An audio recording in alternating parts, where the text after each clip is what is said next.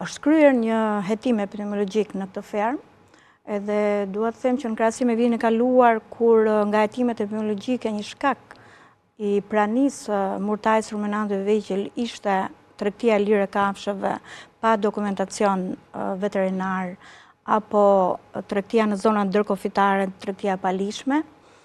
Në këtë fermë kemi të bëjmë me një fermë e cila ka filluar që nga viti 2015 me 5 krerë, me 10 krerë, duke i shtuar krerët brenda tufës, edhe riprodhimi duke u kryer nga kafshët e fermës, gjë që për ne, për shërbimin veterinar, ka bërë të pamundur që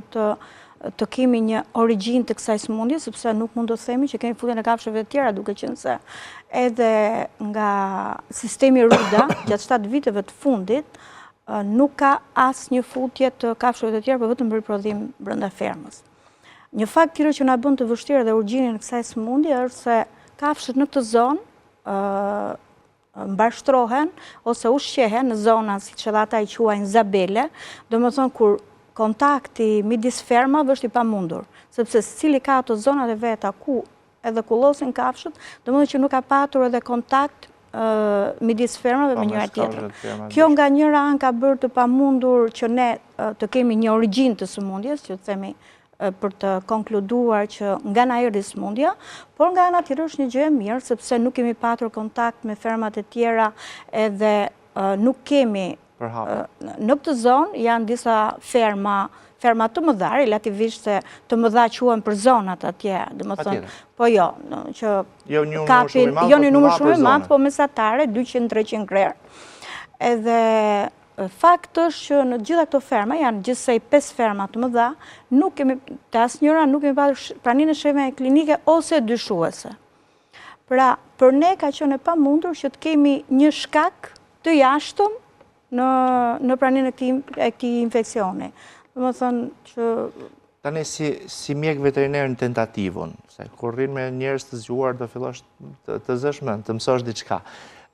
Por duke qenë se në fakt edhe vjet e kam ndjekur këtë, dhe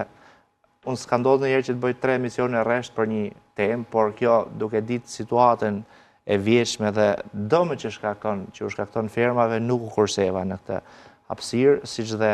tani, por a ka qenë prekur dibra vjet, qarku i dibër? Po, ka qenë rasti i dytë. Gjurmë nga ndonjë ushqim kafshësh i tharë, ose ndonjë ushqim që mund të ketë blerë në Maqedoni,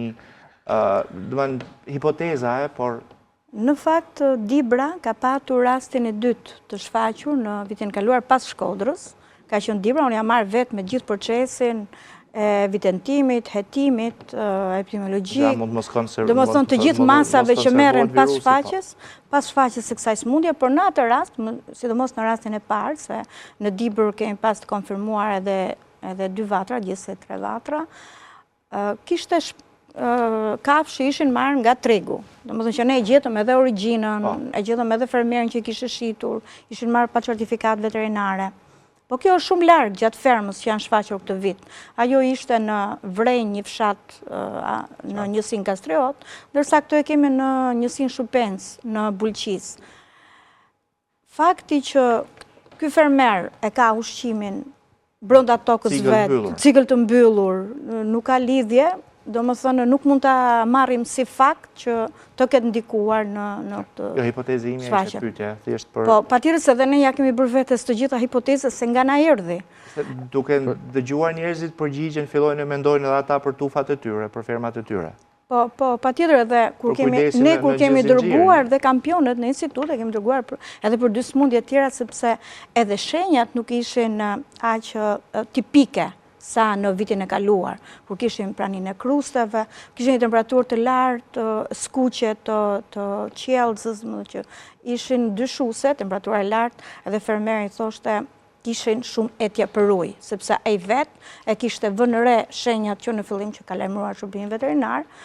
diarre, po jo tipike të krustave, siç edhe i kishim në vitin e kaluar. Nuk e kam parë, thot,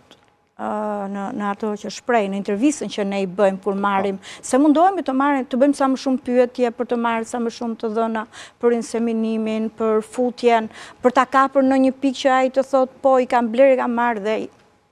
fakti është që kishim të bënim me një fermer të përkushtuar, që në ditën e parë kur ishin vënë re shenjat në tufën e vet, menjëherë kishte njoftuar veterinerin sepse diçka nuk shkonte, përtej asaj që ai ishte mësuar të shikonte në tufë me shenja klinike të përditshme. Edhe ne kemi çuar edhe për dy sëmundje tjera për të bërë